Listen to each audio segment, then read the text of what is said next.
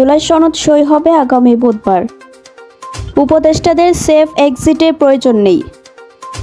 শান্তিতে নোবেল পেলেন ভেনেজুয়েলার মারিয়া করিনা। দক্ষিণ কোরিয়ার জালে ব্রাজিলের গোল বন্যা। আসসালামু আলাইকুম। বাড নিউজ 24-এ আপনাদের সবাইকে স্বাগত জানাচ্ছি। আমি নাইমা আক্তার কেয়া। এতক্ষণ দেখছিলেন সংবাদ শিরোনাম, এখন দেখবেন বিস্তারিত। জুলাই জাতীয় সনদ সই হবে আগামী বুধবার। ওই দিন বেলা 3টায় জাতীয় সংসদের দক্ষিণ প্লাজায় এই ঐতিহাসিক স্বাক্ষর অনুষ্ঠানের আয়োজন করা হবে। এতে নেতৃত্ব দেবেন অন্তর্বর্তী সরকারের প্রধান উপদেষ্টা এবং জাতীয় ঐকমত্য কমিশনের সভাপতি ডক্টর মোহাম্মদ ইউনূস। অংশ নেবেন দেশের বিভিন্ন রাজনৈতিক দল ও জোটের প্রতিনিধিরা। গতকাল বৃহস্পতিবার জাতীয় সংসদ ভবনে ঐকমত্য কমিশন কার্যালয়ের সভাকক্ষে কমিশনের বৈঠকে এ সিদ্ধান্ত চূড়ান্ত করা হয় বলে কমিশনের সংবাদ বিজ্ঞপ্তিতে জানানো হয়েছে। এতে বলা হয়, বৈঠকে জুলাই সনদ বাস্তবায়নের উপায় নিয়ে বিশেষজ্ঞদের মতামত এবং রাজনৈতিক দলগুলোর সঙ্গে কমিশনের 5টি বৈঠকে প্রাপ্ত মতামত বিশ্লেষণ করা হয়।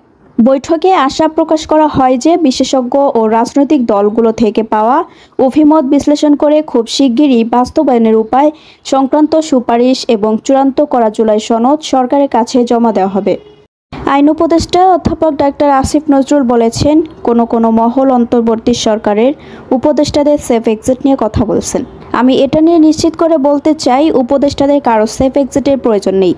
শনিবার রাজধানীর একটি হোটেল আয়োজিত জাতীয় মানবাধিকার কমিশন আইনের প্রস্তাবিত খসড়ার উপর মত বিনিময় সভায় প্রধান অতিথির বক্তব্যে তিনি এসব কথা বলেন।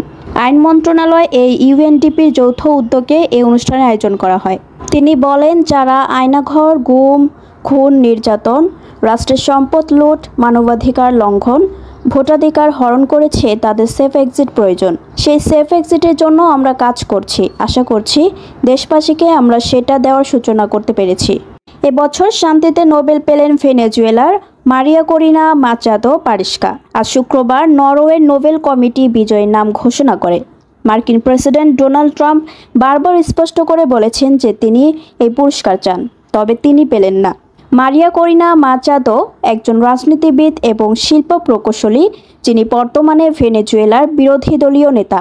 তিনি 2011 থেকে 2014 সাল পর্যন্ত ভেনেজুয়েলার জাতীয় পরিষদের নির্বাচিত সদস্য হিসেবে দায়িত্ব পালন করছেন। তিনি ভেনেজুয়েলার লৌহমানবী হিসেবে খ্যাত। বিশ্বকাপ বাছাই শেষে প্রীতি ম্যাচে মাঠে নেমেও ফর্মের ধারাবাহিকতা অব্যাহত রাখল ব্রাজিল। 2026 বিশ্বকাপের প্রস্তুতির অংশ হিসেবে এশিয়ার দল দক্ষিণ কোরিয়ার মুখোমুখি হয়েছিল কার্লো আনচেলোত্তির শিষ্যরা। ম্যাচে কোরিয়ানদের স্রেফ উড়িয়ে দিয়েছে ব্রাজিলিয়ানরা।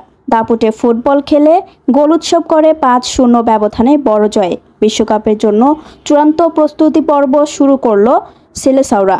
দলের জয়ে 2টি করে গোল করেছেন এস্তেভো ও রদ্রিগো।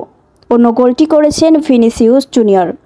এতক্ষণ আমাদের সাথে থাকার জন্য আপনাদের সবাইকে ধন্যবাদ। পরবর্তী সংবাদ দেখার জন্য আমন্ত্রণ এবং সাবস্ক্রাইব করে বাড নিউজের পাশে থাকুন।